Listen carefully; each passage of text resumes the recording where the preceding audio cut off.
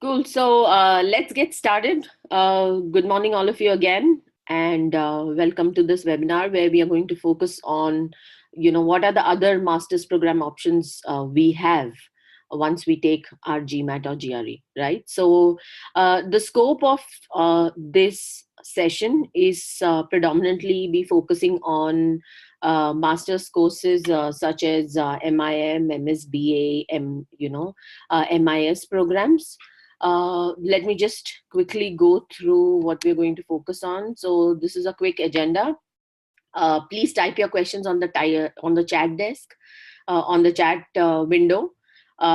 If there is any issue, just check whether there's a problem from your end. Just let me give you a brief background about myself. Well, all of you can see my screen.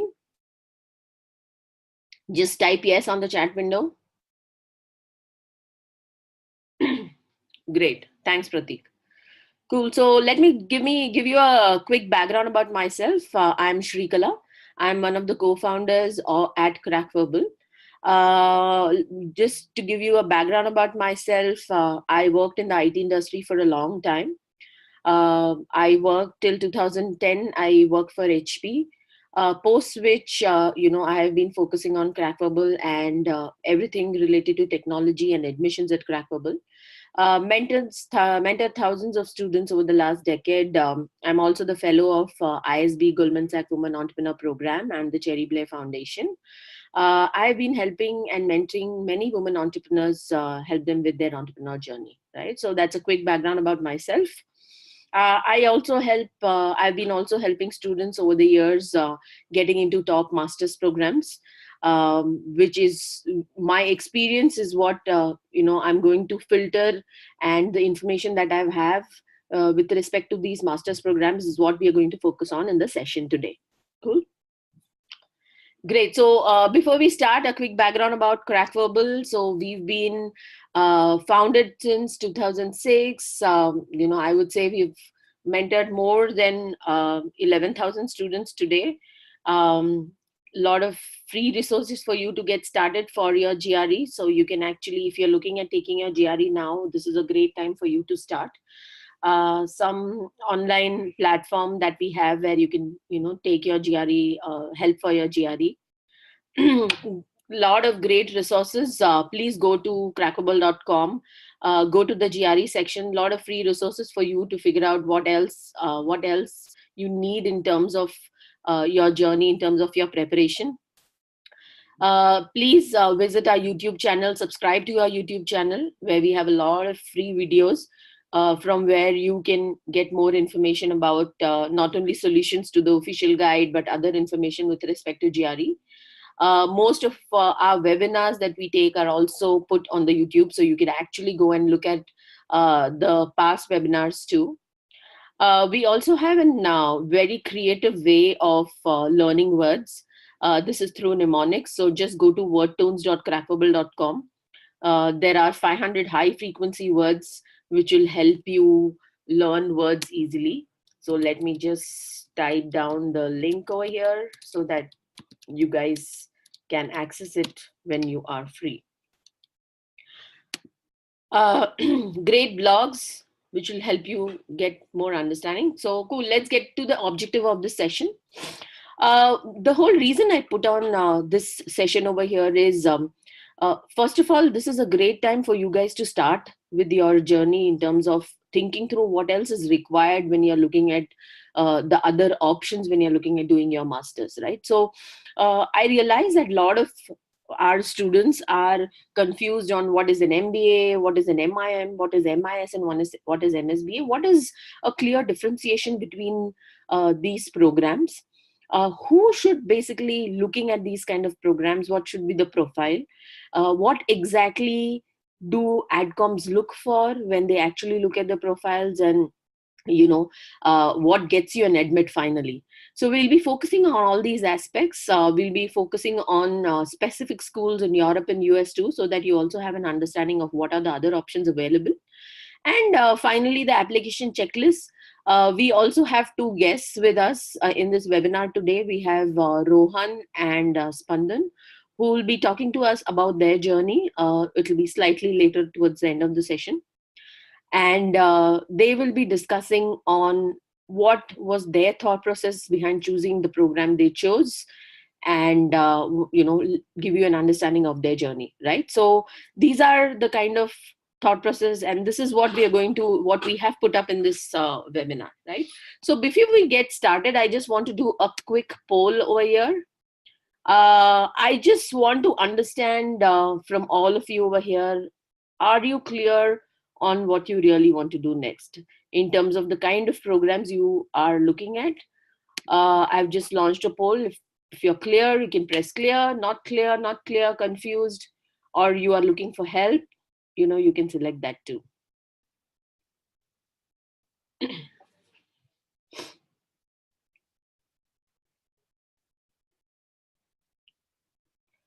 Cool. So I have a good amount of people saying they're quite clear on what they exactly are looking for. Some are confused, some are not clear.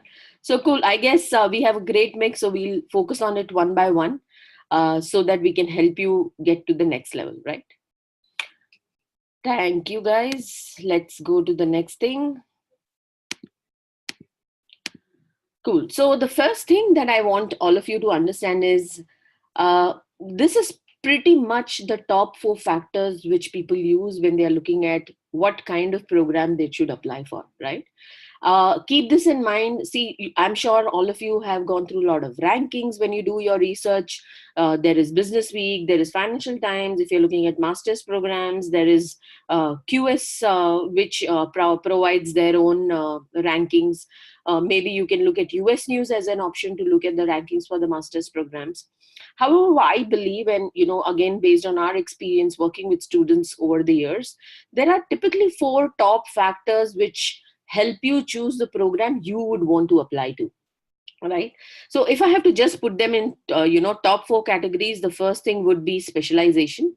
Depending on what you have done in terms of your graduation, or depending on what are your interests, depending on what is your work experience, or depending on what you eventually want to do in terms of your career, you would want to have an understanding of what is the specialization I need to have, right? That is one very important aspect. So definitely you need to understand, okay, am I looking at finance, am I looking at marketing, am I looking at statistics, what exactly I'm looking at. I think that makes a very important factor over here. So specialization is something that you definitely need to have, and I want all of you to have your own list, because there's lots and lots of information online, but it is very important for you to filter your list to these 4 categories, so that it's easier for you to even shortlist when you get there, right? So I'm assuming all of you are looking at 2020 intake. You can just type in yes on the chat window. All of you on the 2020 intake, just type in yes on the chat window.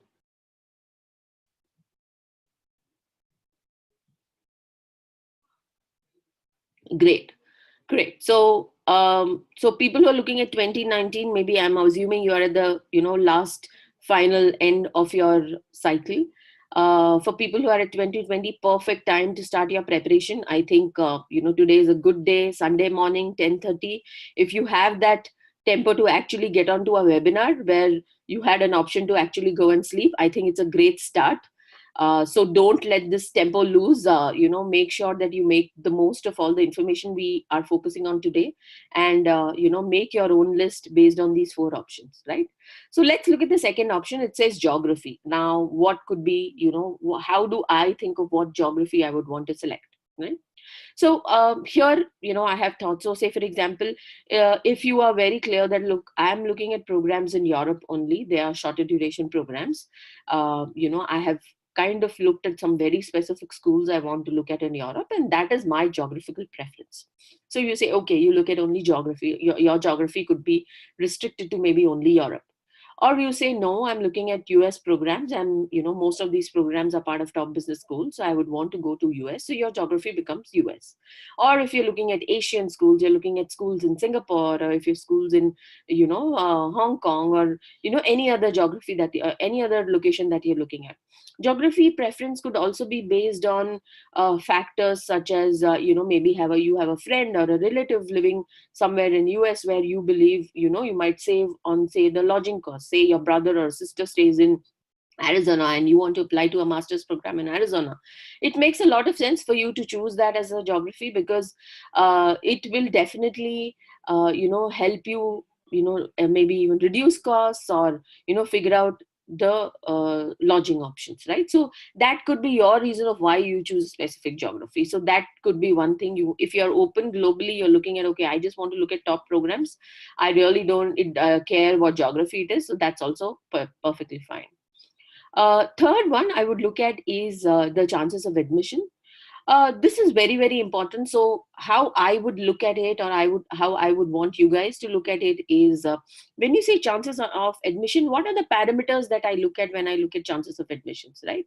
So the first thing I would want to look at is, okay, let me see the class size, right? If the class size is really huge, that there is an option for people, more people to get admitted. So maybe chances of admission on that factor is slightly higher. The second thing that you would want to look at when you're looking at the chances for admission is your domestic to international students ratio, right? So say, for example, if you're looking at a school in US and you see that, okay, the school has only 10% international candidates, or the school says they have 40% international candidates, which also means that if you look at a number which says 40% international candidates, that, okay, when you say 40%, which means chances of admission for me to get into this program is slightly higher compared to a school which says only 10% international candidates, right? And the other factor when you're looking at chances of admission is your GMAT or GRE score, whichever score you're looking at, right? So at this, let me take just another poll. How many of you are looking at which test? If you could just put in your test here.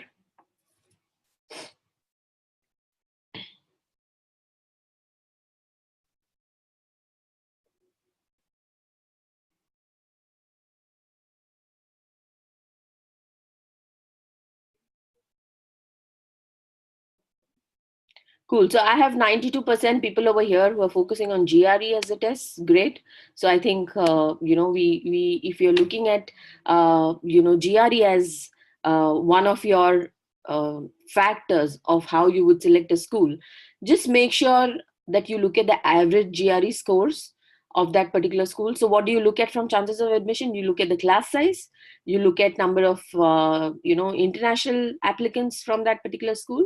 You also look at your GRE score, right? Which is also important, because if you see, say, for example, if you say the average score of that particular school says 315 and you are 325 on your GRE, which means your chances of admissions become quite high, because they would want people with higher GRE scores in their class, right? Fourth aspect of how you would want to select your school is your budget. Obviously the most important factor. So you would also know, okay, you would also want to understand what are this kind of scholarships option available. What is the cost if you're looking at every term. What are the other options? Do you get assistantships for you to live there or stay there? What are the kind of options available, right? So that becomes your fourth factor. Cool.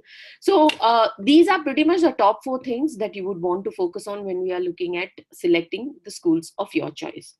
So what I want all of you to do is create your own Excel sheet, have these four factors over there, put in the school names, and also rate each factor based on what you think makes more sense to you, right? Because see, rankings are great, but at the same time I believe every one of us should create our own ranking, because all of us have different kind of requirements. So it's important that you have your own ranking, right? Next we get on to the factor that, okay, what are the options that I have when you're looking at, say, a test like GRE? So all of you would know that right now a lot of schools also accept, a lot of MBA programs accept GRE scores. Now let's look at, MBA as an option. Right now, like I said, the scope of this webinar is not going to be too much on the MBA, rather it's going to be the other options. But let me just touch upon a little bit on applying to MBA programs with your GRE score or your GMAT score. I saw someone applying to these programs with GMAT score too. Right. So if you're looking at MBA programs with GRE scores, just make sure you understand that most people who are applying to MBA programs are applying with GMAT scores, which means you have to have a relative GRE score for you to map your GRE score to the GMAT score. So if you just Google for ETS GMAT to GRE calculator, right, so you can just Google for that. You'll find a link on ets.org, which gives you a corresponding GMAT score based on your split on verbal and quant on GRE, right? So maybe you would want to go and take a look. The only thing that I have noticed with respect to this conversion factor is a 315 on your GRE might be something something around 640 or 650 on your GMAT, right? Or a 327 on your GRE, which is a pretty good score, would map to say a 700 on GMAT, right? So there I believe, like I said, GMAT 700 is, pretty much slightly above average score. But at the same time, when you're looking at 327 on your GRE, it's quite a great score, right? So with that aspect, applying to MBA programs with GRE scores is the challenge that people face. However, if you have a score something which is above 325 or 330, I think you can definitely take a shot on the MBA programs, right?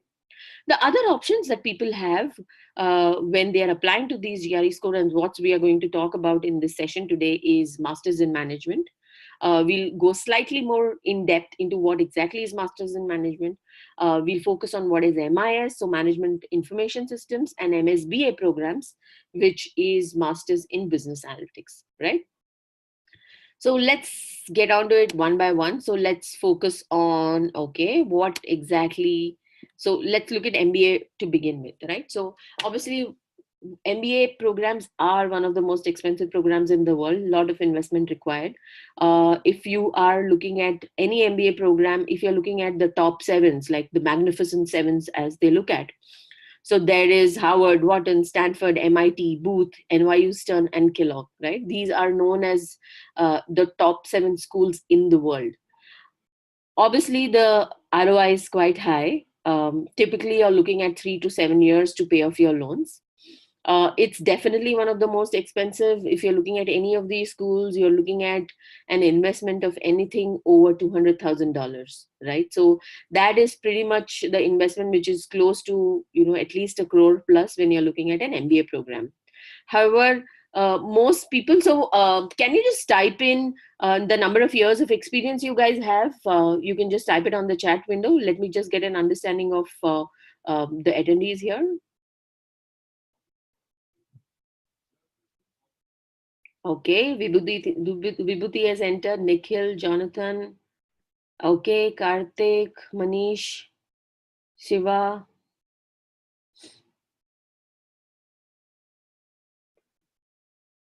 Okay, cool. So we have people over here ranging from 2 years experience to 10 years experience, which is a great mix of attendees here. So let me just touch upon a little bit, on the average experience that is required for MBA programs, right?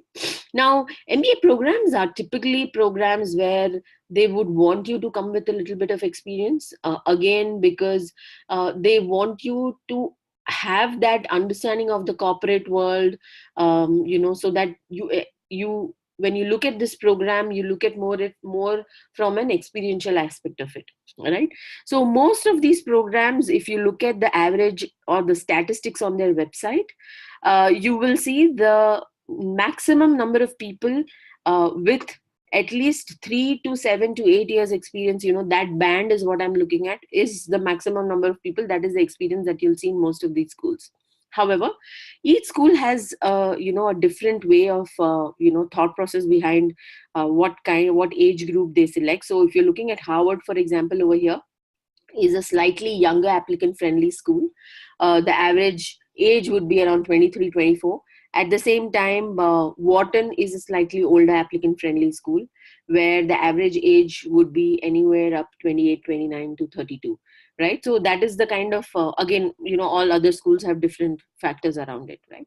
So for an MBA program, if you're applying with a GRE score, number one, you need to have a higher score if you're looking at any of the good programs. When I say good programs, I've just listed the top 7 here, but obviously you could look at top 20, 30, 40 ranking schools also, which are decent enough programs. So the first thing you need to remember is if you're mapping it to the GMAT score, it's slightly higher. The second factor you would want to, understand is the ROI is great, but it's also one of the most expensive programs. At the same time, work experience is pretty much mandatory, right, for MBA programs. So that's about it with the MBA programs. Let's look at, what is the acceptance rate and what is the average GMAT score for these MBA programs. So I've just, got this information. So if you look at Howard, Wharton, Columbia, Chicago, Kellogg, so if you're looking at the incoming size, it's around 936. The acceptance rate is 12. GMAT score is 726. So if you look at it, these top 7 programs also have very high GMAT scores, which also means you have to make sure you have, an equivalent GRE score if you're looking at an MBA program. Right, this is information just for your understanding, so that you get an idea on what are the kind of programs and what are the kind of schools that they look at, and what is the average GPA and average GMAT score, right? Cool. Let's get on to the next thing, MIM, right? Now, if you're looking at MIM programs, most of the MIM programs that you want to look at do not mandatorily require you to have work experience, right? So most of the programs, there are a few programs which say, at least a year of experience or 1.5 years of experience would be great. However, most of the programs will say that there is no minimum experience required. It's pretty much okay for you to apply with zero experience, right? Or just out of college, you can actually apply for an MIM program. MIM stands for Masters in Management. So the average age for these courses are less. You'll have younger applicants applying to these schools. Most programs are 50% of the cost of an MBA, right? So there's definitely they are cheaper too, compared to an MBA program. So that actually falls in good for our pocket too. Most of the top MBA programs are in Europe. So if you look at, so there are articles which focuses on saying that MIMs were actually created in Europe, right? So the whole idea is they wanted that immediately after the graduation, people understand management and get into management. So, most of the programs that you look at would be in Europe. However, obviously now schools across the globe have MIM programs. Most MIM programs are again part of B schools because there is a slight overlap. Let's focus on, what is the main difference between, say, an MIM versus an MBA, all right? The first thing is remember that MIM cannot replace an MBA, nor can an MBA replace an MIM, right? They are completely two different courses. Now, what makes it different, and why do you think, who should be choosing an MIM program versus who should be choosing an MBA program, right? So number one, if you are someone with less than a year of experience or, less than 2 years of experience and you're looking at getting into management as soon as possible, MIM would be a great choice. So look at an MIM if you have, slightly lower experience. So that is number one. Number two, they definitely, so see, all MIM programs are different. All MIM programs have different ways of how they teach or, focus on their curriculum. However, pretty much they focus on more classroom teaching. They do have case study based approach. There are some programs that do focus on case study based approach. However, the difference over there becomes that, see, when you're looking at, say, I'm just giving you an example. Say, for example, you're looking at an MBA program, you will have people with, say, 2 years to 10 to, 10 years experience plus who are there in the class. Very different perspective. So though they have case studies, they come with a slightly different approach, a more experiential approach, I would say, because, everybody has worked in different kind of industries and, have had good experience. So that, I think, brings in, even in a case study based approach, there is a slight change between the MIM and MBA programs, right? So That is one big difference. MIMs are specialized programs, so you can actually look at courses in accounting, marketing. MBAs are mostly general management program. You have electives, which is pretty much in the last semester that you have for an MBA. However, MIMs are slightly more specialized, right? So they are more, I would say, theoretical. They are, more specialized, where you can actually focus on something. Say I want to focus on MIM in marketing or MIM in accounting, there is a possibility that you can do that. MIMs are also slightly more theory oriented. MBAs are more maybe experiential oriented, right? So these are pretty much the main differences between these programs. So like I said, if you have if you're somebody with less years experience but you want to jump into management, you would want to look at an MIM program. So what are the job roles typically people get into when you're looking at an MIM program? So you get into entry-level management roles. You get into financial service analyst roles. So if you're looking at an specialization in, say, finance, right? So you look at getting into roles such as finance service analyst. You could also look at, say, if you're looking at the big four consulting firms like Bain, BCG, McKinsey kind of firms. If you're looking at these kind of firms, what do people with MIM? So I know a student who's done his MIM from London Business School, right? So initially when he started his career, immediately after his MIM, he joined one of the consulting firms as a graduate research analyst. Now, when you say graduate research analyst, so management consultants who actually go and work directly with clients also require a lot of information and research, analyzing a lot of case studies and understanding that business, so that management consultants can actually go and provide solutions to clients, right? So MIM people who have done their MIM actually are great graduate research analysts, and they are taken in these big fours too. Right. So that is one of the options that you can get into. You can also get into roles such as project leaders and managers. A lot of these recruiters, also feel that since MIM graduates are fresh graduates, they are easily moldable. They adapt to specific companies and values of companies very, faster. So that becomes an advantage when they are looking at people with slightly younger experience and, the younger crowd. The average salary of most MIM programs, again, this is an average. This might, like I said, average means, it's more taken from both extremes. So average would be around 68 to 80K if you're looking at an MIM program, right? So that's in terms of, let's look at some top programs in Europe. Where they are known for these MIM programs. So these are some top programs that you could look at. You have University of St. Gallen, you have HEC Paris, you have ESSEC, you have SEMS, you have ITSADE, you have ESCP, you have RSM, which is Rotterdam in Netherlands, Erasmus University, and you have WHU in Germany, right? So these are pretty much the schools that you look at when you're looking at MIM programs, right?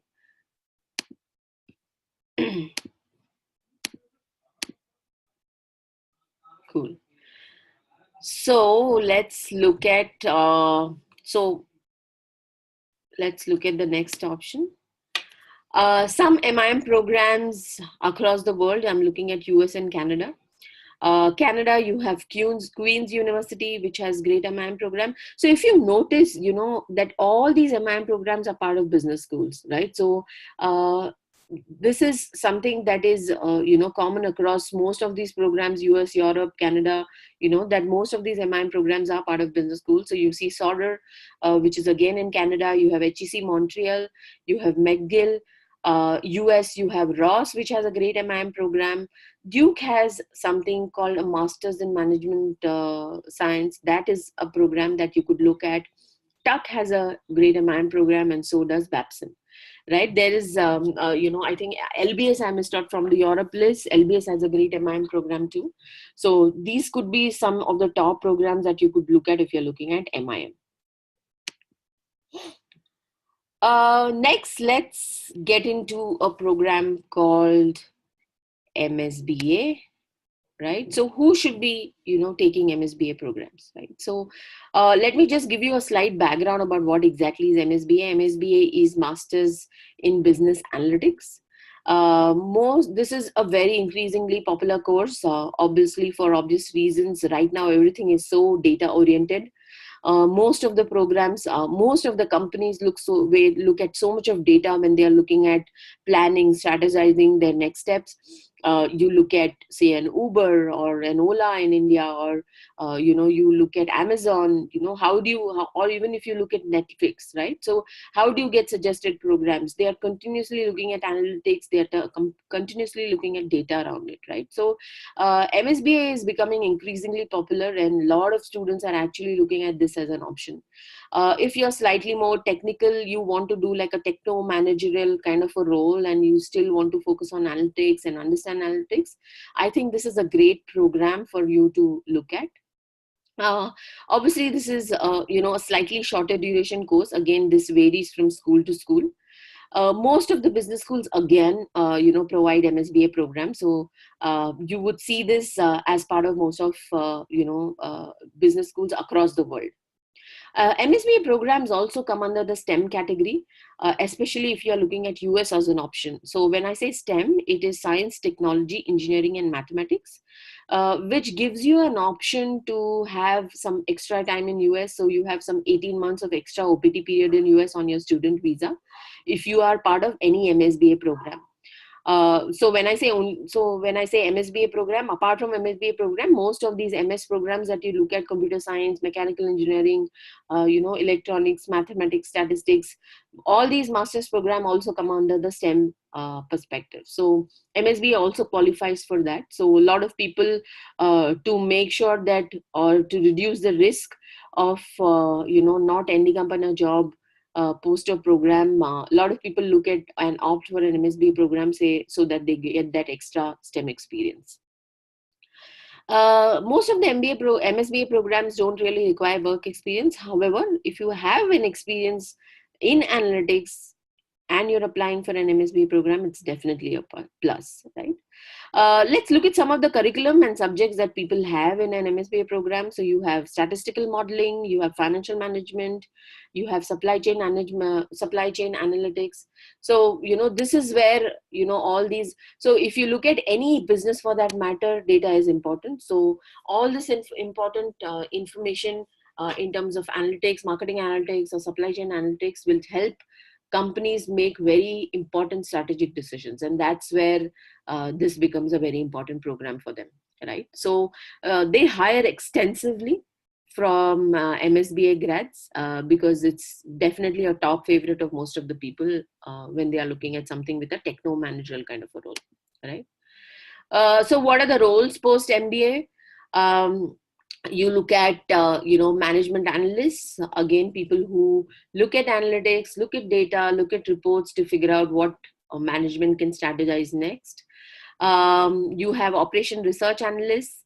So I was researching on looking at, okay, what are the kind of roles people get into post MSBA. So I found somebody working at Google who has an MSBA degree from UC Davis. And so if you look at the text over here, it says she belongs to the Google's Department of Central Intelligence Analytics. She extensively works on databases and systems, which is expand, transform, load. So they look at a lot of these data and help them for financial forecasting, right? So these are pretty much the kind of roles that you get into post MSBA, right? If you have any questions, you can just type it onto the chat window. I'll help you answer that, right? So what are the top MSBA programs that you could look at? MIT Sloan School of Management, again, has a great MSBA program. You should definitely go and research on these programs. Imperial College Business School has a great MSBA program. Texas Austin McCombs has a program. Carlson has a great program. USC Marshall has a program called Masters of Science in Business Analytics. WP Carey has an MSBA program, and so does SMU Cox, right? All these programs. So Manish, the timeline for MSBA programs will range from 16 months to 18 months. Again, depending on school to school. but pretty much that is the duration of these most MSBA programs. MSBA programs are a mix of both management and technical. Like I said, it definitely wants you to know and understand that how do you read data to take statistical decisions, which means number one, you need to know how to read data, which will require you to be slightly more technical. You should know how to pull out data and how to create a report out of it. So if you look at it, Nikhil, database management is one of the topics that they teach on in an MSBA program, right? So which means you need to understand a little bit of technical aspect of it. At the same time, when you look at that report, you also need to know how to make sense of it, right? So that is the difference between an MSBA program versus maybe an MBA or other management programs, right? So obviously there are a lot more programs, a lot more colleges that provide MSBA degree, but these are pretty much the top ones that I have listed, which again, look at the chances of admit, look at your budget, look at your geography and specializations. You might want to look at those aspects too. Cool. So with that, let me just get 1 second.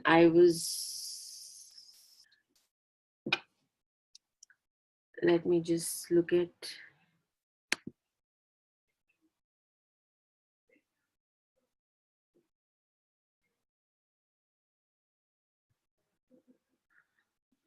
Before I get Rohan onto speaking, let me just talk a little bit about MIS programs too.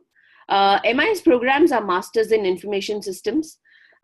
This is again where you really don't require to have experience. So people with 1 year or less than 1 year experience can actually apply for these programs. And if you're looking at MIS, definitely most of the topics that you have in terms of the MIS curriculum are database management. If you look at information systems, and the roles that people get into after MIS are more as people as database system administrators or system analysts or data analysts. These are the kind of roles people get into post MIS. Again, a great program which is a mix of both techno management kind of a role, and it will. So if you look at MIS, it's pretty much industry agnostic. You can actually be part of a financial industry where you are head of their MIS department. You can be a part of the manufacturing sector. You can be a part of head of the MIS department there, or work as a system administrator who's collating all the data to make sense, right? So MIS is on that. There are some great MIS programs. You're looking at Carnegie Mellon, which has one of the great MIS programs. There is Eller. There is University of Maryland, which has great MIS programs. So we have list of all these programs. So if you're looking at help, or whenever you are done with your GRE and you're looking at help in selecting schools of your choice so that we can help you out plan this better, you can definitely reach out to us.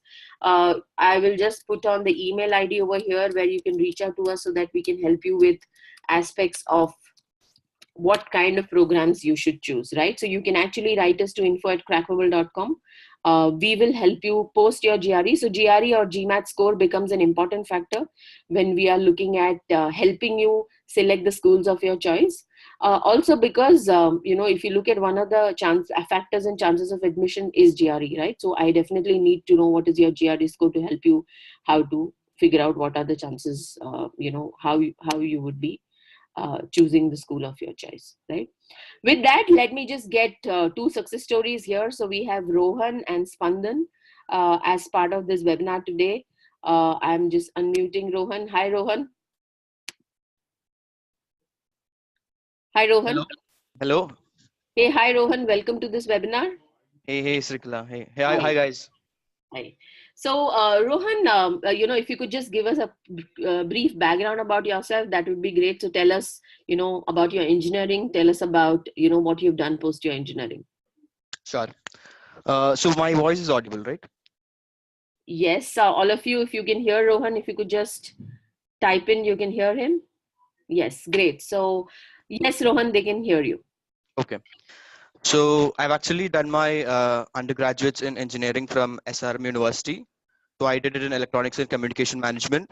So I'm from the 2014 to 18 batch, as in I passed out a year back or so. So during college, maybe most of my internships were based on practical implementations of projects. So as I was part of EC department,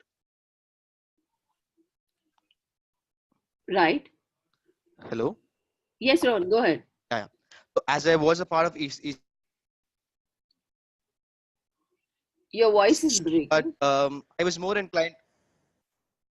Can you hear me now? Yeah, your voice is just breaking. No, no worries. Just go ahead. Okay.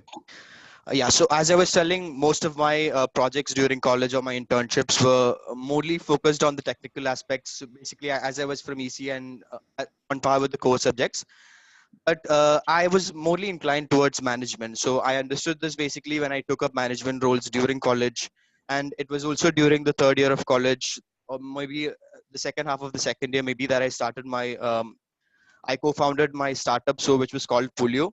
So this was basically a carpooling app for students, where students commuting from their different apartments or flats to college could pull in with other maybe other users, and it was a cost-effective means. Plus, it was environment friendly as well.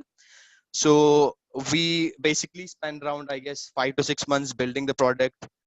So I was also able to secure an incubator in the campus. Plus, I was also able to secure conditional funding based on revenue.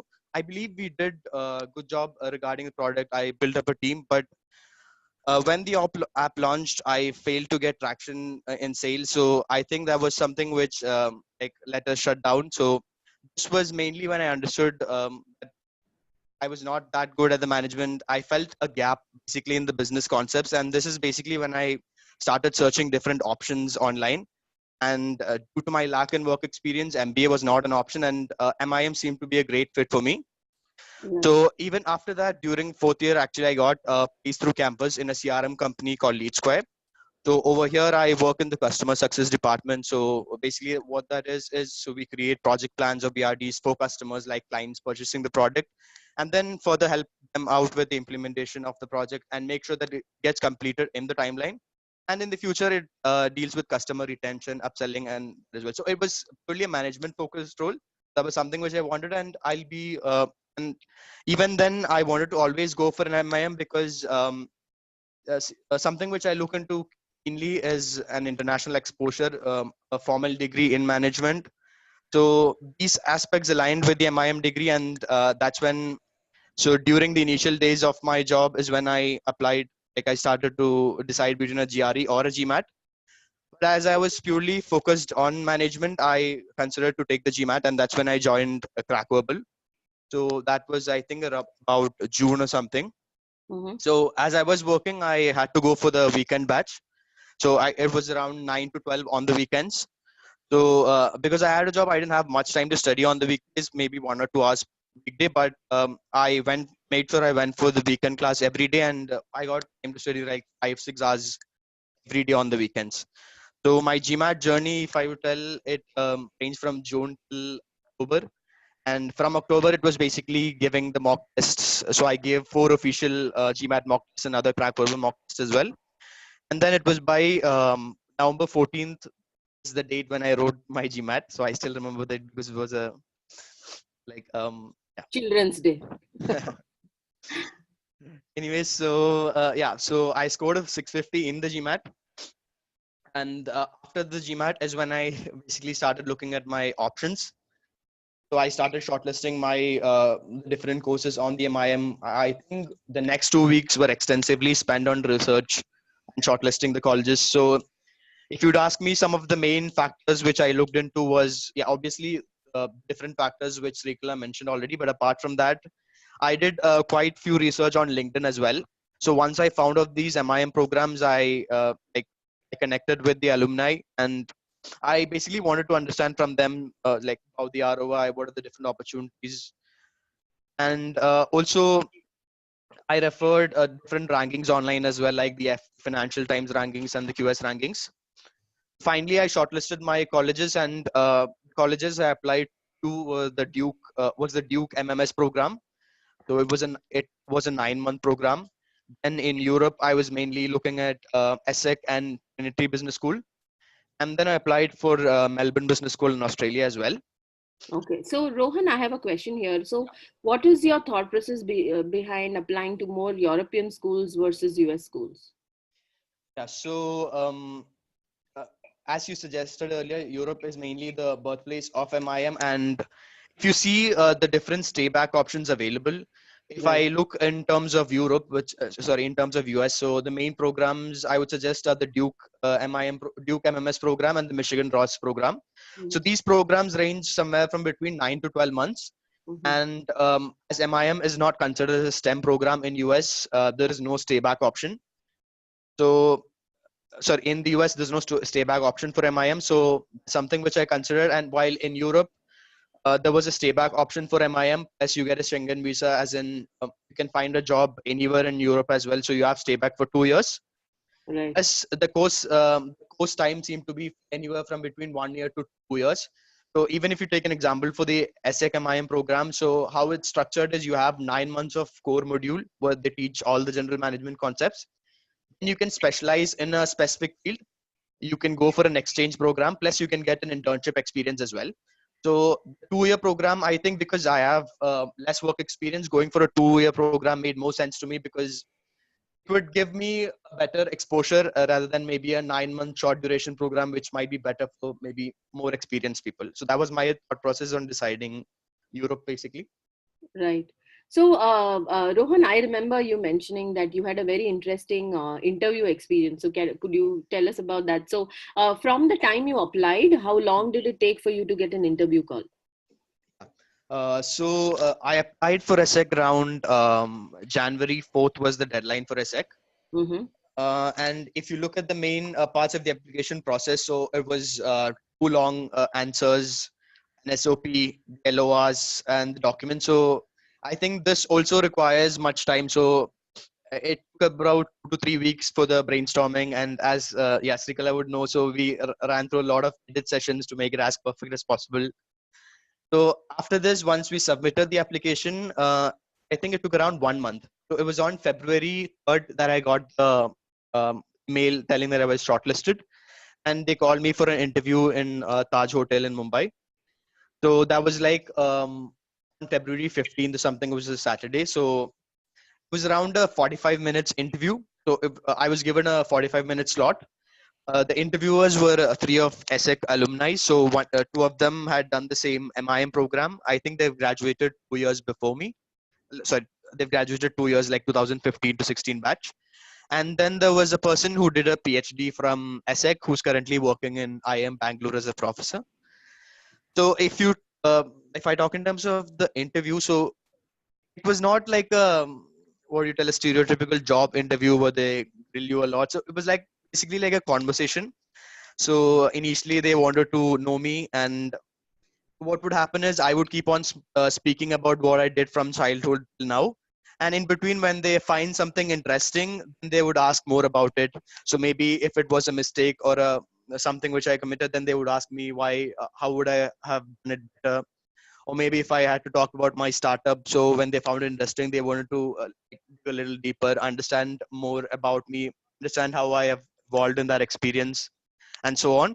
And then they went about to ask my current profile, current job, so how I'm contributing to the company. And so and at the end of the session, I think they asked different questions, like different approach questions. And in the end, it was like they wanted me to ask them some questions, so where I clarified my doubts on what are the options post MIM in Europe. So it was like a conversation, and was pretty, what do you tell, I don't think it was that hard. So if you prepared well, I think the interview was like easy.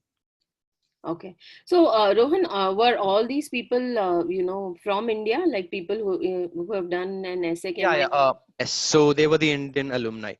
So one of them was teaching in IIM Bangalore, as I suggested. The other person, so he has a startup. So he did the apprenticeship track in ESSEC, which is you can work 1 year for a company and then work 1 year, and then study 1 year. So basically, the company pays your entire tuition and gives you a stipend as well. So he Okay. went for that option in ESSEC, and the other one, person. So what he did was ESSEC has 4 campuses. Mhm. So one of them is in Paris and the other one is in Singapore. So as he wanted to pursue a career in Asia, so on the second year he shifted to the Asia campus, and so currently he works at Singapore and India. So he works at a multinational firm, so he keeps traveling. So I think he works in Singapore and India.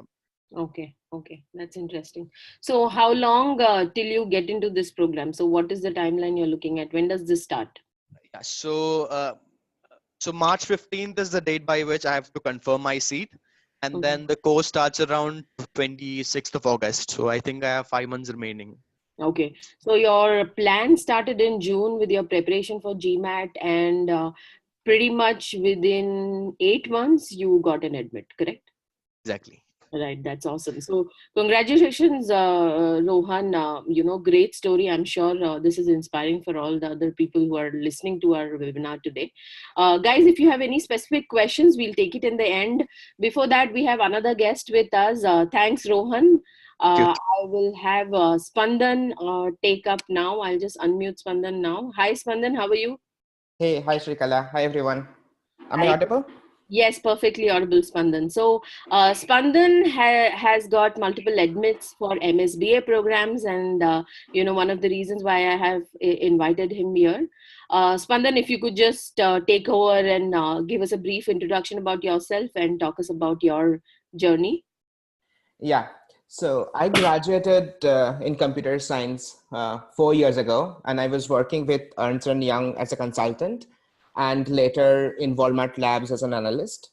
So my profile was mostly into data analytics, where we used to churn data and see what are the kind of insight that we can bring in on the table. So the major reason that I wanted to opt for MSBA program was the difficulty I had to convince the C-level executives the data analysis that I'm doing to their actual business needs. So that was the primary reason I sort of wanted to pursue a degree which sort of binds my technological abilities to the business understanding of that. My major work was mostly onto the customer analytics, mostly on the retail and the healthcare domain.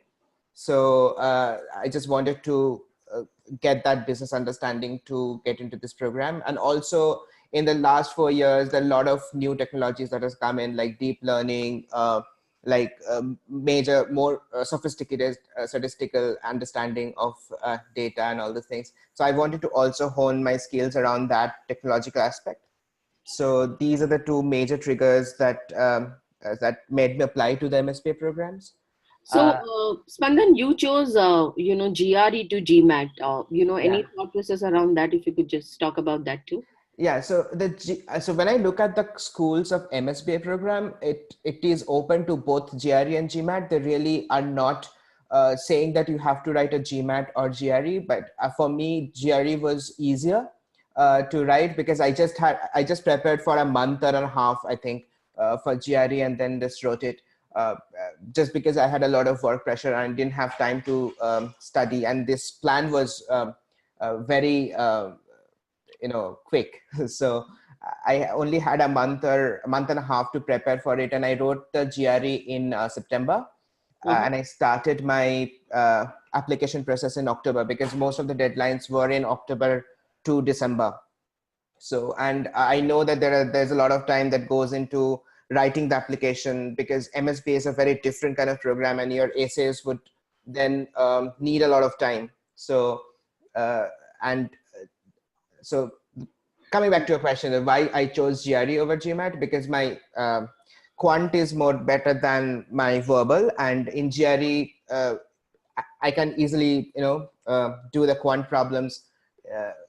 Even though both of the exams have the quant is very on easier side, but GRE has a little more stress on the quant side. So I sort of chose that for that reason only. Right.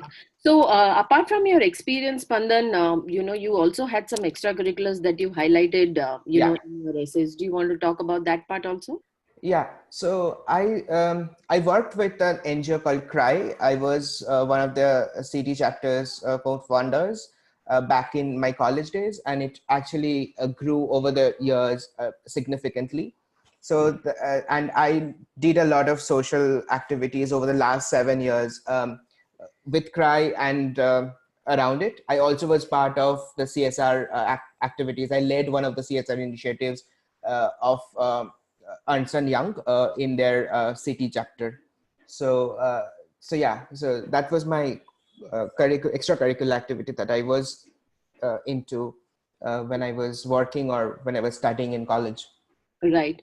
Why US? You pretty much apply to most US programs, right? So Yeah. what was your thought process behind that? Yeah. So the reason why I chose US, because MSBA program is very matured in US. If you look at it, the programs have a good depth of technical skill set and both managerial skill set in US programs. If you look at the UK programs, I felt that they're not so developed in terms of technology. They may be very good at the management areas, but the technology was pretty basic that I was already doing. And in order to skill myself up, I wanted to get into programs which deals with more advanced sort of analytics. And that's the reason I chose US. I also applied to one of the schools in Singapore, NUS. And so, yeah, so that's the motivation why I chose US over UK. Right. So, Spandan, what were your top things that you needed to think through when you were writing your essays for your MSBA program? So, I remember most of your applications had more than 1, 2, and very different kind of essays that you had to focus on. So, what was your thought process, and did you go through any kind of research when you used to think through the writing aspects? Yeah, so each and every school took around a week for me to sort of research around that essay. So the essays were very different from each other from school to school. So they wanted to look at your different aspect of your career or your journey. And then I also spent a significant time researching for the schools when I was shortlisting. So that actually helped when I was writing my essays. So the essays needed some research around the school, the program, the kind of interest that I have, and how you're aligning your interest to that program. So if you look at the traditional master's program where they ask for an SOP, in MSBA, it is not really an SOP that they look for, but the essays are not either the MBA kind of essay. So it is something in between. And so you need to sort of showcase your technical skills and also showcase your managerial skills, and then how do you combine both of them in order to represent yourself best fit for the school. So, and there was also very random topics in the essays. For example, tell me something where you have struggled and how did you overcome it. And so these are the questions that were there in the essays. And later in the interview process, these questions were again picked up. They picked up certain lines from the essays and actually went deep on that. Okay, so how were your interviews done? Were they online? Like how? Yeah. Tell us a little bit about that. So all of the interviews were on Skype, and all the interviews were taken by the director of admissions, and they spent around 45 minutes for each of the interviews. So the interviews were focused on both technical and managerial skills that I have, and also the essays that I've written. So they hardly were interested in the background that I have, because they've already have gone through my application and they already know so much about me that they just kept on asking the questions that they have about my application, about my background. So there were definitely technical questions especially for Carlson, Minnesota. They asked about Python, R, and how do you do certain analysis? How do you tackle a certain problem? They also asked about a certain essay question that I've written. And they also asked about what kind of role that I have, what I have done in my past. And then they have certain behavioral questions also. So, great. Yeah. Great. So, Spandan, tell us about the admits you've got already now. So, among the applications that I've done, I've already got SMU Cox and Carlson, Minnesota, which I'm still yet to respond to them. And I have a couple of decisions pending because interviews are done, but not yet got the That Great. is. Great. So that's a good problem to have, Spandan, having many admits and then thinking of which one to decide and what to do, right? So Yeah. great. Congratulations both to you and, Rohan too. That's been a great journey, I guess. If you're looking at Spandan's story, it starts with his GRE sometime in September, I guess, Spandan? Yeah. Right, so September, and then getting an admit by Jan. So how long did it take for you to get to know the results post your interview? So it depends on the school again. So for SMU Cox, it was just a day. So I applied. After 3 days, I got an interview call, and then after 2 days, I got the letter. Wow. Minnesota took around a month to respond to the interview, and then uh, they take around a few weeks times to respond to that.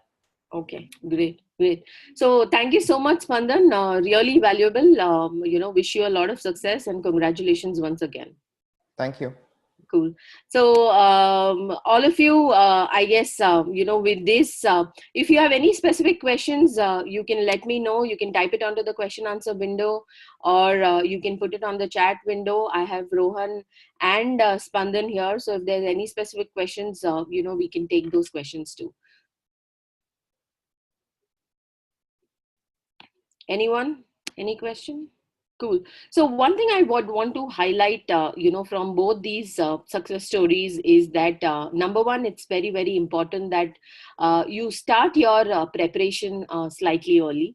Both Rohan and Spandan had their own thought process behind why they choose GMAT to GRE, or Spandan, for example, was very clear. He would know that he would do well on GRE versus the GMAT.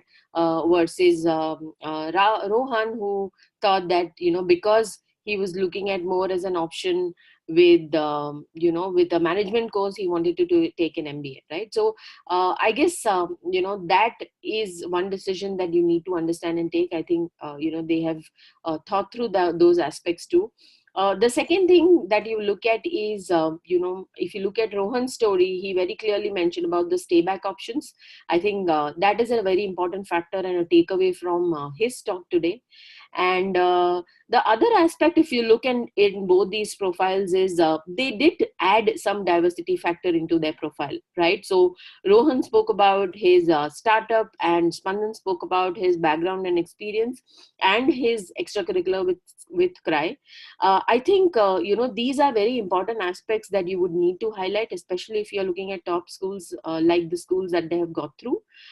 This definitely brought in their differentiation in terms of maybe the thousands of students who would have been applying, right? So I guess for all of you, just make sure that you think through those differentiation factors that you have. If not, focus on a very good GMAT and a GRE score, so if you look at the rankings of most of these schools, one of the reasons for the schools to be ranked high is the average GRE score of the class, right? So GRE score of the class or average GMAT score of the class. So when you apply with a higher score, it also gives you a lot of options for scholarships, because they want you in the class. Because if you come in with, say, a 730 or a 740 on your GRE or GMAT, or slightly higher on the GRE, you have a chance, or you will be a value add to them, because that will improve their ranking too, right? So I guess those are the factors that you would need to look at when you are choosing the school of your choice. The major difference, so Nikhil has a question here. He says, what is the major difference between an MIS and an MSBA? Like I said, Nikhil, MIS is more about information systems. It's more about collating the data and managing the data at a particular company or an institution. If you're looking at MIS, you'll have a much more technical aspect of it, rather than MSBA. MSBA is more about analytics. But if you look at and statistics modeling and financial modeling, whereas MIS, you will not find topics such as financial modeling or statistics modeling, right? So MIS is slightly more, so some MIS programs also have you learning programming concepts, right? So you might even need to know some programs, so they will teach you some language at a slightly more advanced level in MIS programs. So that is majorly the difference between these programs. What I would also want you to do is, when you look at if you remember one of these aspects of what Spandan spoke about is he actually compared the curriculum between US and UK. Right, again a very important factor, because if you look at his background, he said he realized that he had already done a lot of stuff in his background, but the reason why he chose US to UK was also because he felt he was upskilling himself when he was looking at programs in US for an MSBA program. I think these are very, very valuable and important points. Thank you, Rohan, and thank you, Spandan, for being part of this webinar and giving us your valuable inputs. Really, really something that will help all the people over here. Thanks again, Rohan. Thanks again, Spandan. Thank you. Thank you. Great. So with that, we come to the end of this session today. I don't have many questions coming up. So I guess one of the major questions which was there was more difference between MSBA and MIS. If you have any specific questions related to your program, your profile, please write us to info@crackable.com. You can send us your profile, your detail. If you're looking at help with GRE, if you're you can reach out to us. We have 3 centers in Bangalore. We have an online course too for GRE. So you can actually reach out to us and, we can help you out with your GRE preparation too. With that, thank you so much. All of you have a great Sunday. Wish you great luck. And, like always, if you need any help, you can reach out to us. Thank you so much, guys. Thank you, Spandan. Thank you, Rohan.